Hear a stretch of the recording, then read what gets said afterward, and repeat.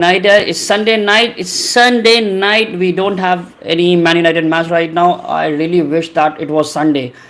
Saturday matches are really exciting because you get to kick off the weekend. But unfortunately, then you have nothing to do on Sunday night, and I'm really frustrated right now because of tons and tons of shit that's floating around Man United, and we're gonna talk about all that. We all talk about all that.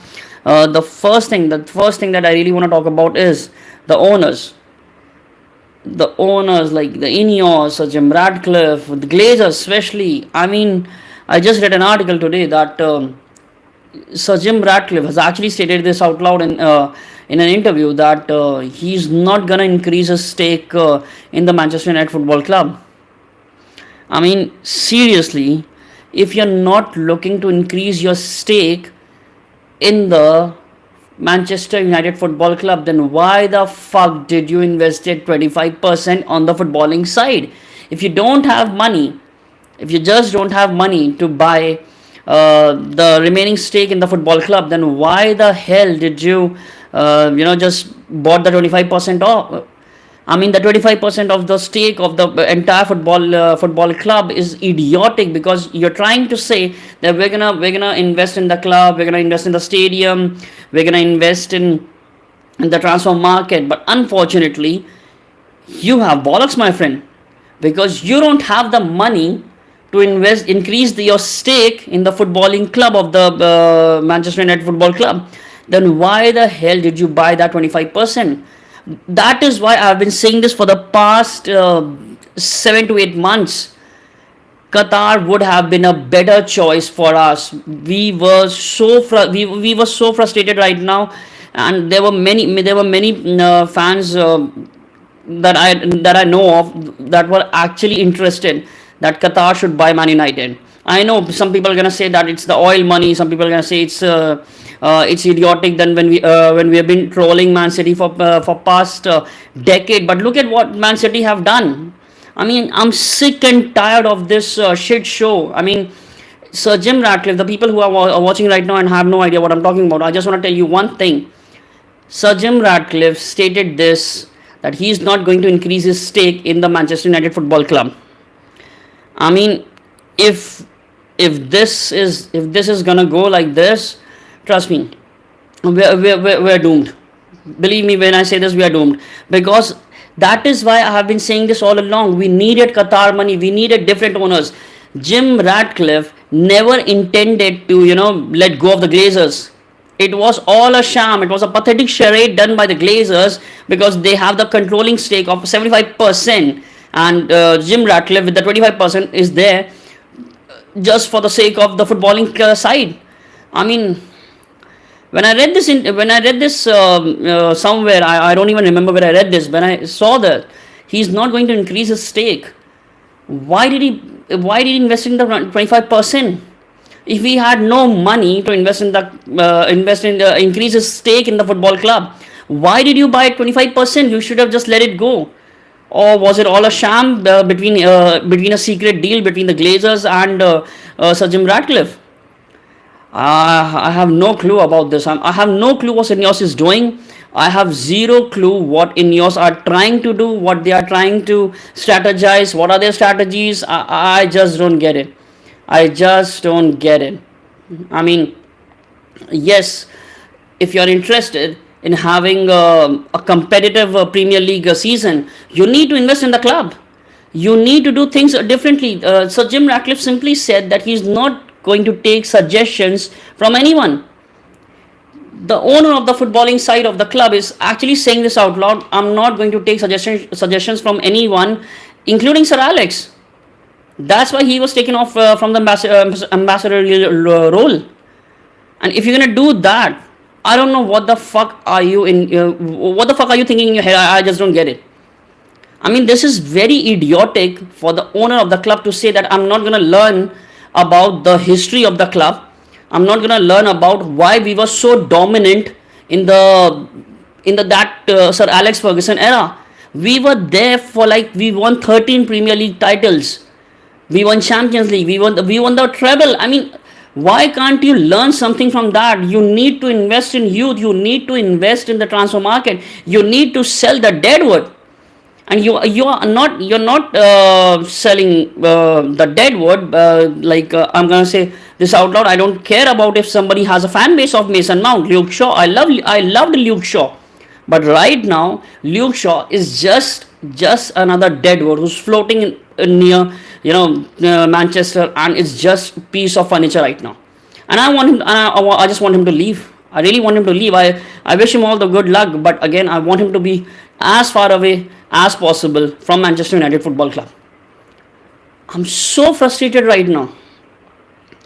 I mean, there's this line saying Celtic FC. Well, Celtic FC, please.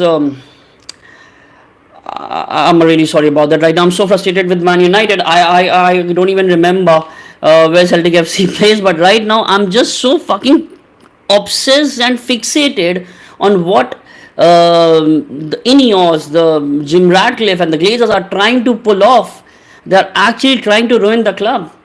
They are not even interested in learning from the history. They are not trying to take suggestions from anyone, and they are simply making a shit show of everything that's actually floating around Man United. Whether it's a transfer, whether it's a club, whether it's the stadium, whether it's investment in youth, or maybe it's investment in the transfer market. I mean, the kind of money that Manchester United generate, even after not winning Premier League for the past 13 to 15 years, even not being in a Champions League, even though if we do qualify for Champions League by winning the Europa League, it's going to be very good for us. But trust me when I say this, we do generate a lot of money. We are not a small footballing club. We are Manchester fucking United. And it's really idiotic for me to sit at the other end of the world and just watch those assholes play like shit. I mean, we're going to talk about player performances, Onana, Bruno Fernandes, and we can also talk about Rashford. I mean, I just can't get over this player FC. Why are we so fixated on making these agendas that we need to think of a player before the club? Why do we do that? I don't get it. I love Cristiano Ronaldo. I loved Rooney, but when they were leaving the club, I wish them all the good luck. I wanted them to do well in their own respective league, but I was fixated with Manchester United. I don't care about what fan FC do you belong to. I really don't give a fuck about it. All I want is that people should respect the badge. People should not go and aboard the train of this player FC. We need to focus on Manchester United. No player is bigger than the football club. Look at what Sir Alex did with Beckham. He was actually becoming bigger than the club, and look what he did. He did wonders at Real Madrid, but again, that's not what we are. We need to focus on what we want to achieve as a club, and we are playing shit. We are fucking 15th. I don't really understand. These players are on more than 100 grand per week, and why do they play like school college football? I just don't get it. Probably some of the European college footballers would be better than what we have in the first team squad. I mean, there are some transfer moves. So let's just talk about the transfer thing.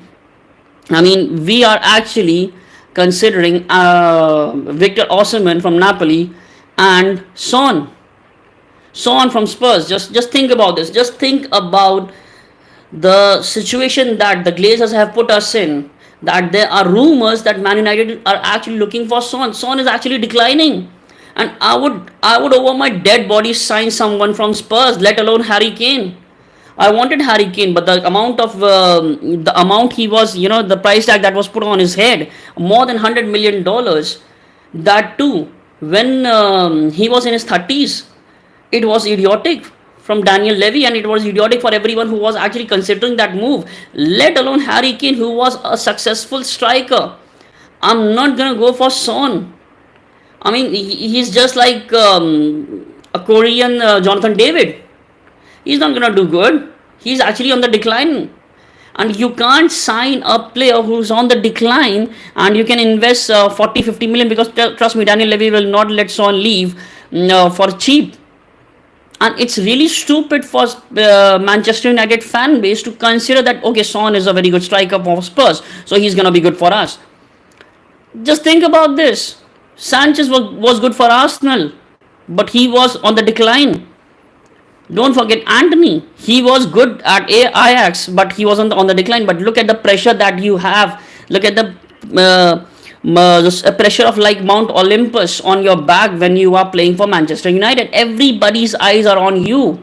You can't just ignore that, and that's when the problem arises. Look at what happened with Sancho. Sancho was brilliant at Man City. He went to Dortmund. He was great.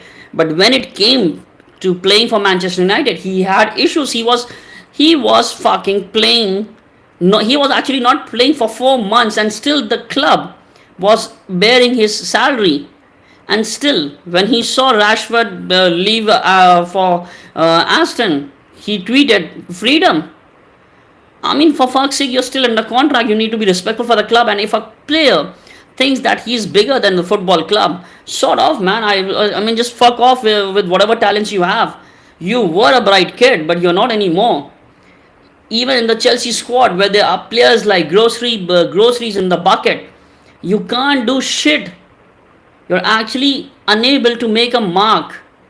In fact, Rashford is playing well. I just want to talk about that also. Rashford played well last night. I'm not gonna hate Rashford, but I'm gonna say this once and for all. Everybody who's on the Rashford bandwagon, let me just tell you, he was on the decline. He is still on the decline. If he does something good with his career, I really don't care about it. I wish him all the good luck. He was a Manchester lad. I love him. But again, the club is more important for me than anyone. Rashford was a great talent, but it was just another Jesse Lingard in the making. We were desperate for him to make some changes. Ten Hag tried multiple things. I'm not saying that Rashford didn't try it, but again, Rashford was a great player. He's a great Manchester lad, born and brought up, bred. But again, the club is more important for me. And Marcus Rashford had just given up. Trust me when I say this. Marcus Rashford was just not good enough for actually handling that leadership role for Manchester United. And I know I'm asking a lot for a 25, 26-year-old. But again, you were born and brought up as a Mancunian. You were the Manchester lad. You scored on your debut against Arsenal. You can't just stay there for like half a decade and say, oh, I'm just a youngster. I'm just a 25-year-old. You were actually compared with Mbappe.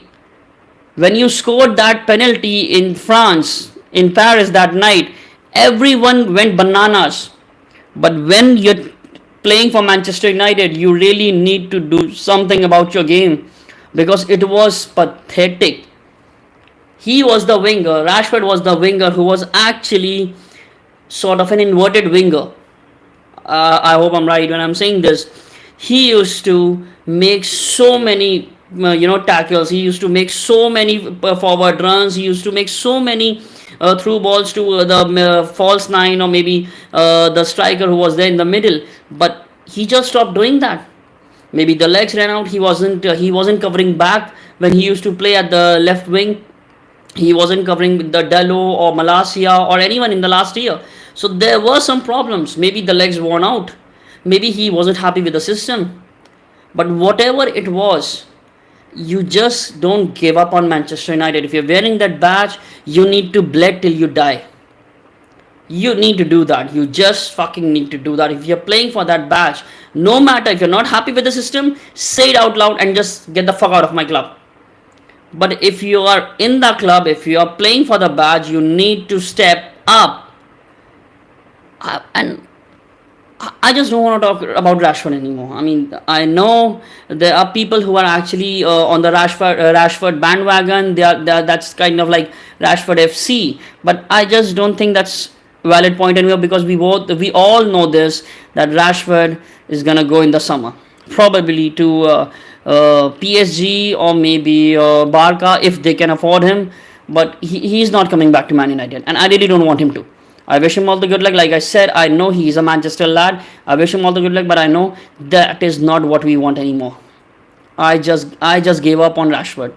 I don't want Rashford right now, and now I just want to focus on the youth, probably the Garner and Ahmad once he's fit and back after the season, and Chido Obi looks very good and promising. I mean, that's a very brilliant signing from Arsenal. So I'm really hoping that Chido Obi gets more time as a centre forward, because even last night Chido Obi had a brilliant shot with a one-on-one goalkeeper, but Garnacho was a little bit selfish. I'm not going to blame him. Everybody wants to create magic on the pitch. So if Garnacho would have given him, maybe we would have won that game. But again, I really don't. I really don't think that's something that we need to bother about right now, because Chido, he's a good striker, but he's a very young lad. Rasmus Højlund, again, he's a young lad. He's a very good striker at 22 years of age. But again, we need someone who's very, very, very good at the number 9 role. And if Manchester United are looking at Victor Osimhen from Napoli, I think it won't. I'm not saying it's gonna be a very bad signing, but I'm not saying it's a very. I'm sorry, I just mixed up. I'm not saying it's a very good signing, but I'm not saying it's a very bad signing.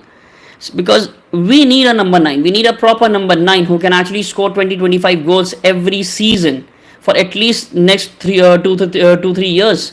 And we need somebody like Victor Osimhen. And Victor Osimhen is not actually having a very good relationship with right now with the Napoli. I think he has a 63 million release clause, and 63 million for Victor Osimhen is not that bad. And if you somehow use your brain and talk to Napoli that the release clause is for 63 million, we're gonna pay you 55, or we're gonna pay you 60, or maybe 55 with add-ons, and just take it, because anyone can take him for 63. So it's kind of like a situation that we don't have that kind of financial assistance from the club, because if we qualify for Champions League by winning the Europa League, then there is Champions League funds, then there is money from the Champions League. But if we don't, and we are still somewhere around 15th and 16th, it's gonna be very difficult for us. And the people you can actually sell from the club to generate money are the talents of the club, like Ahmad, Garnacho. There were rumors that Garnacho would be sold out in the summer for 60 to 65 million. That's very idiotic, because Garnacho is probably one of the good wingers right now we have. We don't want to do that. And if somehow this happens, I really think we really need to think what Ineos' strategy in the transfer market, what Ineos' tactics are to run this club, because the way they are behaving right now, they're gonna ruin it to the grounds. I'm pretty much sure about this. Because let's just talk about what happened last night. Before the press conference, before the match, in the press conference, AMORIM said this repeatedly, that the boys are doing very good in training. They are buzzing in the training, and he's actually seeing growth and commitment towards his tactics. But again, when the game started, it was off. The performance was off. The heads were down. The legs were worn out. In the first 45 minutes, Manchester United players were nowhere to be found. They were absolutely pathetic. And I just don't understand, how can you start a game like that when you really need a win, because you're in 15th spot. Why the legs are worn out? Why the heads are down? You've just started the game. Why Harry Maguire is not marking the attacker? Why is he just watching the ball like a blind fucking kid? And I know when I'm saying this again and again, I really want Harry Maguire to be sold off. I need him to leave the club. We bought Harry Maguire as a set piece specialist, and that asshole with the giant head of a T-Rex has absolutely contributed nothing when it comes to set pieces. I mean, you have that giant Tyrannosaurus head, but you still don't do shit about it. You can't defend, you can't win the aerial duels. You actually play. I mean, this is the interesting part with the Man United. We play good against the big six, but when it comes to the remaining football clubs, we are shit. We are actually shit. And this is what I'm talking about. This is what I'm actually talking about. Manchester United can start a game very poorly. Even during Ten Hag, we used to start our games very poorly.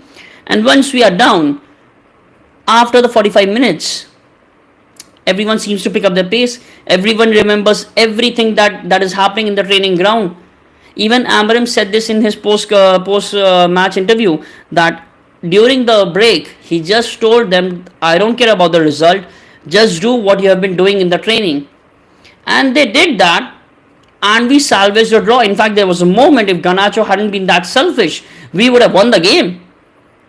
But again, if we are actually having that kind of pace, that kind of mentality, that once we are down, we can actually win the game with these set of players, why aren't we starting games like that?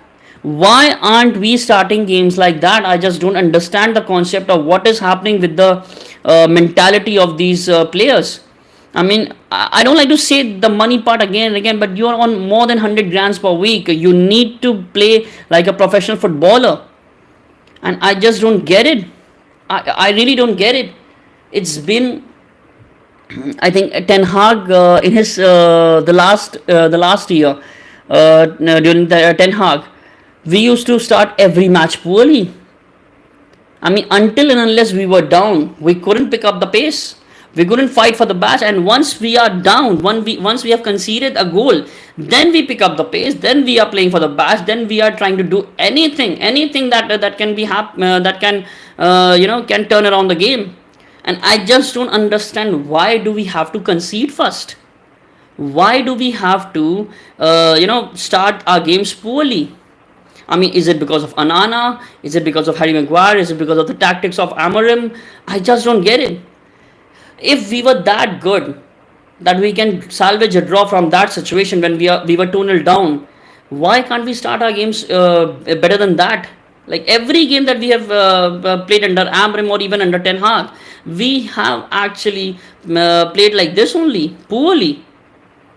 I know it's not tiki-taka, I know it's passing around the ball, but again, even that wins you games.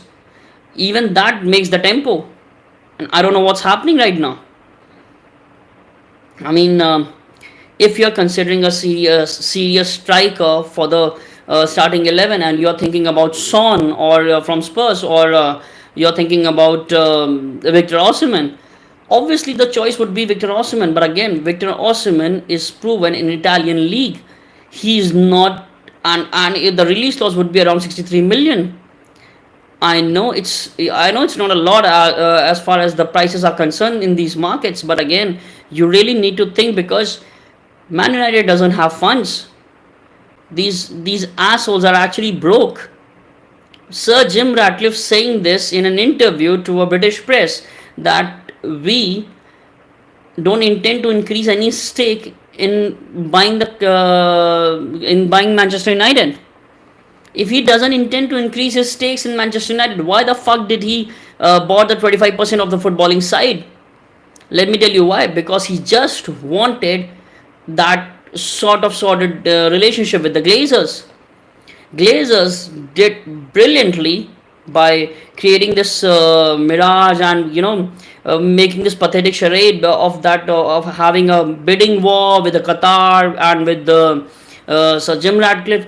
I'm sorry, but this is what I've been talking about. That pathetic charade of bidding wars, that situation that we were in the starting of the last year.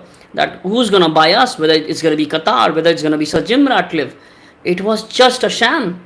There was a secret deal between probably there was a secret deal between Jim Ratcliffe and Glazers, and Ineos bought the 25% stake from the Manchester United footballing side. But now they don't have any funds. Now they don't have money to increase their stakes. Now they are actually officially broke. And if you don't have money, how are you going to end the debt? How you're gonna end that massive debt of 6 billion that's over our heads? And if you can't remove that debt, there's no point in having a new owners. This is why we wanted Qatar, because Qatar were ready to remove the debt and invest in the footballing side of the club. You couldn't do that. You couldn't possibly do that because you're actually now trying to sell your underwears, undergarments on Amazon. I'm pretty much sure about that. And if that's gonna happen, trust me, this is actually really terrifying for Manchester United fan club, because no matter whose bandwagon you are, no matter what player FC you are supporting right now, but if Jim Ratcliffe has said this clearly that he is not looking to increase his stake in the club, then trust me, he's officially broke. He's now trying to sell his undergarments to buy flowers for his wife, and that's very disappointing. I mean, that's gonna be very, very terrifying and ridiculous for the club, for the fans of the club, because there won't be any investment in the transfer market. We'll be looking to sell out the players, and the players who are actually worth selling are the talents of the club. Like I said, Garnacho, Ahmad, the kind of wages Harry Maguire is in, the kind of wage Mason Mount is in, the kind of wage Luke Shaw is in. No other football club will invest in the market with Manchester United players.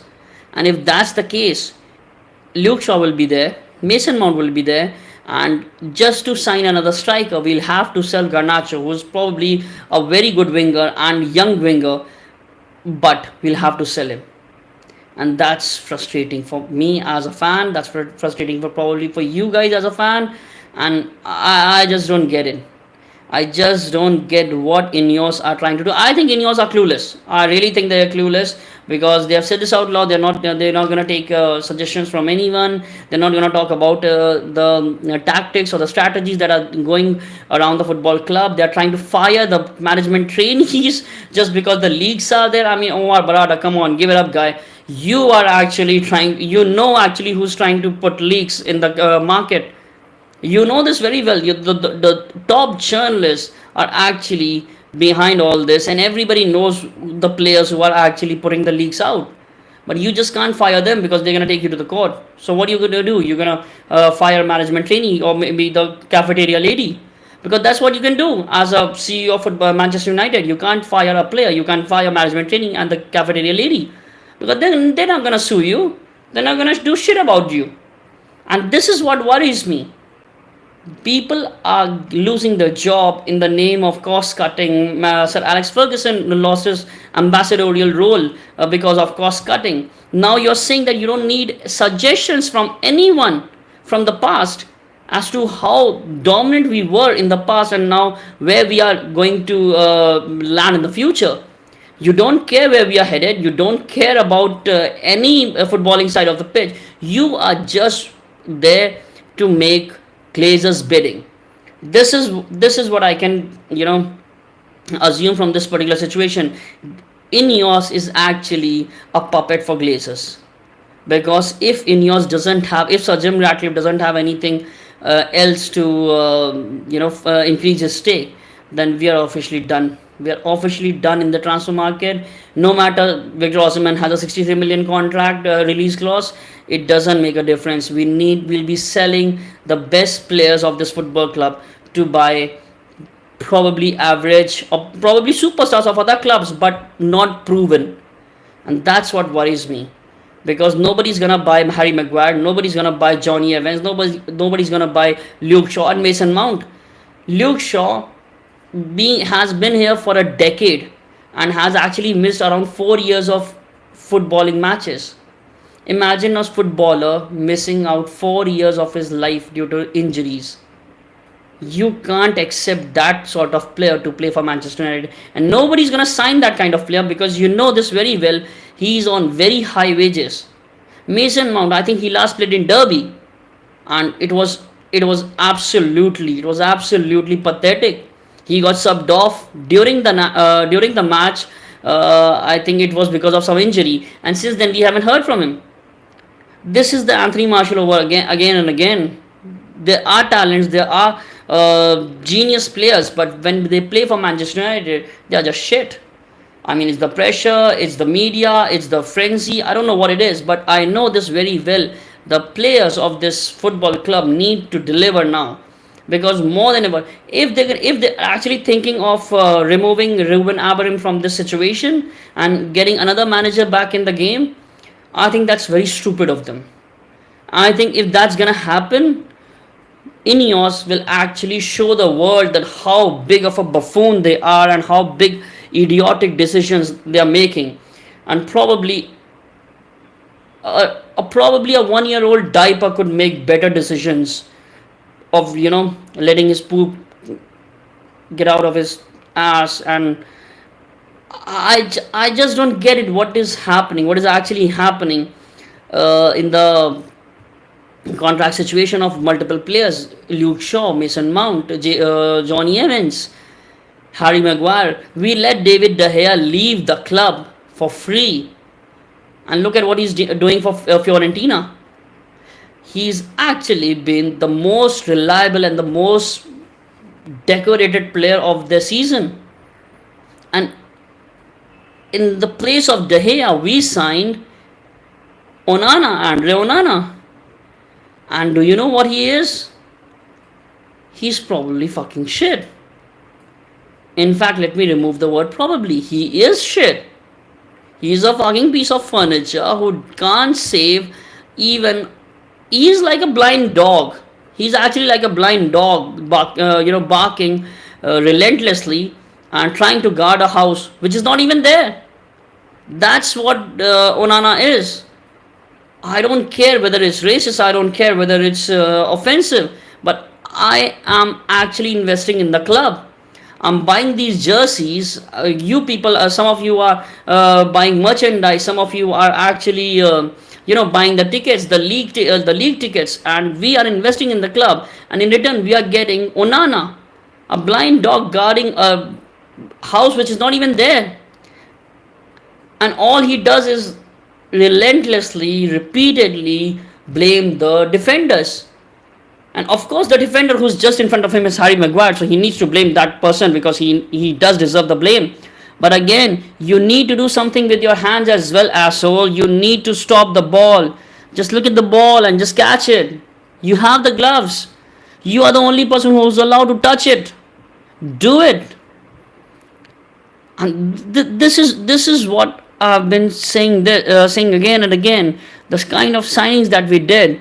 Ten Hag was given a free hand by signing again Dutch players one by one, who are actually under him at the Netherlands squad, and I really thought that was a very stupid decision to make. Now there are rumors coming out of the club that Ineos never wanted the lid. It was a pure Ten Hag signing. If Ineos didn't want the lid, why did you sign him? Just because Ten Hag? Because you knew this very clearly that you're gonna sack the manager. If you had doubts about him, even if you were not sure that you're gonna sack him or not, you were just gonna wait till the end of the season, you shouldn't have invested in De Ligt. You should have told him that sign the cheap lads, or maybe from youth setup. Make sure it works well. Make sure it goes according to the plan, and then if you are successful or maybe mildly successful by the end of the season, then we're gonna invest in you. But that's not what they did. If Ineos never wanted De Ligt, why Ten Hag was allowed to buy him? And I know there comes the point that back the manager. I wanted to back the manager, but manager was there for 3 seasons, and many people are actually saying this, that he won 2 trophies with that sort of club. Yes, he won 2 trophies with that sort of club, but again, he wasn't a people manager. Ollie was a people manager. And I'm not asking a manager who needs to make healthy relationships with the players, but he needs to manage players. Jose Mourinho said this very, very clearly. If you can't manage footballing stars, you are not a good manager. Ten Hag always wanted to build the team from the youth setup. He always wanted young lads so that he could mold them and train them, and that's a good thing. But that's a good thing for the club like Everton. That's a good thing for the club who is in Dutch league or maybe La Liga. but not in Premier League when you're a manager of Manchester United. If you are a manager of Manchester United, you can't just try to build a team solely from the youth setup, because you need superstar. This is the most competitive league in the world. You knew this way before you signed for us. This Premier League is the most competitive league. You can't just manage trying to qualify for Champions League or winning Europa League on the backs of youth. And look what he achieved. He actually won the two cups, the two trophies. But again, when you're playing you're playing for the club, when you're managing the club with the stature of Manchester United, you don't held the you don't hold the trophies of FA Cup and Europa League at the top of your head. Your success is quantified where you are in the league. Your success is quantified where you are in the Champions League, whether you have qualified or not. So when it came to that, Erik ten Hag was not very good. Erik ten Hag was a brilliant manager, but he needed to go. And if these people think that Ruben Amorim should just be replaced because the players are having a teething problem, the players are blithering idiots. You don't need to listen to the players. If a manager is actually making these players adapt to a particular formation, they are on more than 100 grand a week. They need to adapt. They are professional fucking footballers. They can't just play the way they want to. You wanna play the way you want to, just go and play with your fucking wife in the backyard. Probably score a overhead kick against your son. I don't care about that. Be a good father, be a good husband, but don't play for Manchester United. I'm not gonna respect you on the basis of having a talent but not showing them on the pitch. I love this football club. I've been following this football club for past 17 years. I can't see get ruined like with people like Sancho or maybe Rashford. I don't care about that. I don't care about the Glazers. I don't care about Ineos. I knew this way back that Ineos were not the right owners for us. There is a video of me in my channel. I said this: we needed Qatar money. We needed Saudi money, because they were ready to invest in the club. They were ready to remove the debt. That the most important part. They were ready to remove the debt. We're just blank right now. I'm speechless. I know. I wanted to start off with the Ineos because they have no fucking clue what they're doing. But the conversation between Jim Ratcliffe and the reporter, and then what's happening on the player front, and whatever the hell they're actually planning to do with Ruben Amorim, I just don't think so. It's gonna make the situation better. Ruben Amorim needs to win games, and these players need to deliver on the pitch. I have not seen Manchester United win 2-3 games in a row in like 6 to 7 months. I think so. I'm not sure about this. I've been dying to see these players win 2 or 3 matches in a row. Either we lose in a row or we draw in a row, but we don't win in a row, and that's really terrifying as a Manchester United fan. I don't know what's gonna happen. I don't know where we are heading into. But one thing for sure, Ineos are actually clueless about how they should run this football club. I'm pretty much confident about this. Ineos have no fucking clue that how they need to run this club, how they are supposed to make good about this something, and the way they are handling the transfer, the way they are actually managing the transfer market. I think it's shambles. I really believe that they're gonna ruin this club. They're not the right owners. I've always said this. I'm gonna say this again. And we needed Saudi owners for the betterment of this club. Many people will disagree, but I'm saying this. I'm putting my head on the line that we needed Saudi owners for the betterment of this football club, the club that I love. And the lame ass excuses that are coming from Ineos and Sir Jim Ratcliffe, Simply disappointing. I just don't understand what has got into his head, and if he just said this, that he doesn't have any money to increase his stake in the Manchester United Football Club, then why did you buy 25%? Why did you buy 25% footballing side of the club if you don't have any money left to invest in the club, left to invest in the transfer market or in the stadium, or removing the debt? So maybe, quite frankly, you are an asshole and you played a beautiful and brilliant trick with the help of Glazers and made people like us look like an asshole. Because we as fans have been fooled. We believe that okay, this is a Manchester lad. Maybe he can turn things around. Maybe he doesn't like Glazers. Maybe he's changing the things that the Glazers were the way they were handling the management of the club. Maybe he'll do something different. But no, you're just a worthless piece of crap. Probably you're the management side of Onana, and that's something, my friend. That's really something.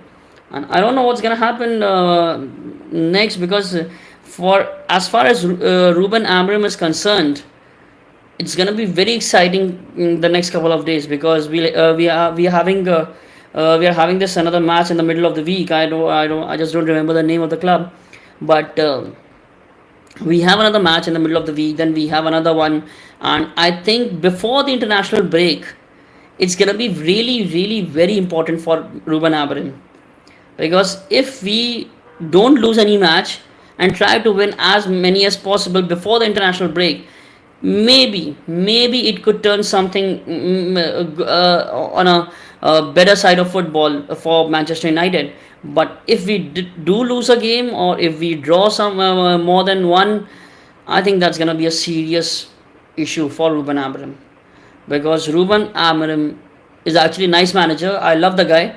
Uh, since now, whatever he has done with the club, the youth setup, and even the press conferences, I in the second half of Ten Hag's career, I used to hate his press conferences, and now I've started loving the press conferences of Ruben Amorim. They are very good. He talks a lot about training, and again, that training part is what surprises me. If these people, if these professional players are that good in the training, they are literally buzzing in the training. Why can't we start a game uh, probably more attacking? We had zero shots. We had zero total shots until that that free kick from Bruno.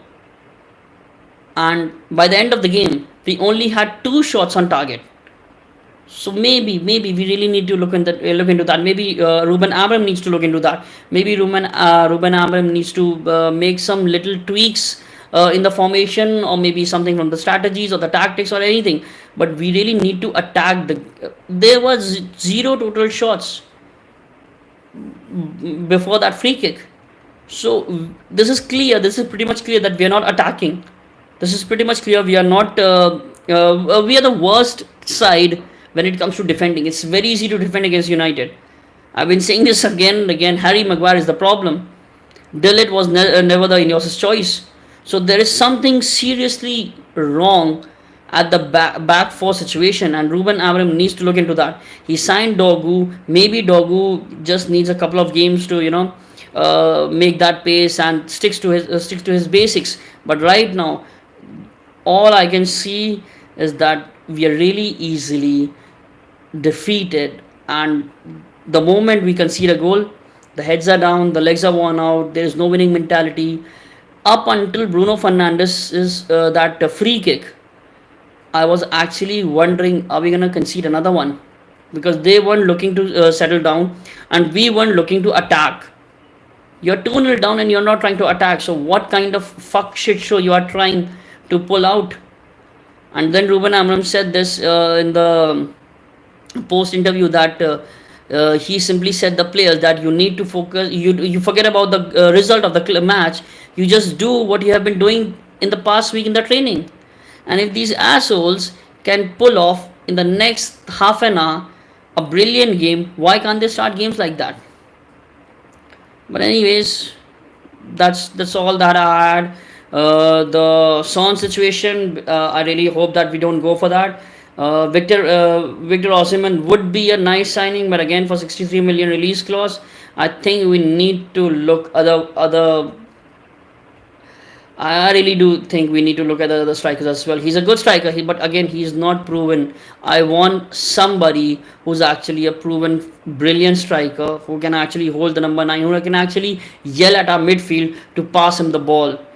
Because you can't expect 17-year-old and 22-year-old Erasmus Højlund or Chiro Obi to yell at Bruno Fernandes or Ugarte or Christian Eriksen for the ball. So we really need that kind of a number 9 who's actually experienced, who's a proven striker and can actually score 20-25 goals every season for at least next 3 to 4 years, for at least 3 years. Anyways, that's all from my side. It was nice talking to you guys. Hope this was a good one. We're gonna join tomorrow again and we're gonna have some new information about Manchester United. Thank you guys for watching the show. See you soon. Glory, glory, Man United.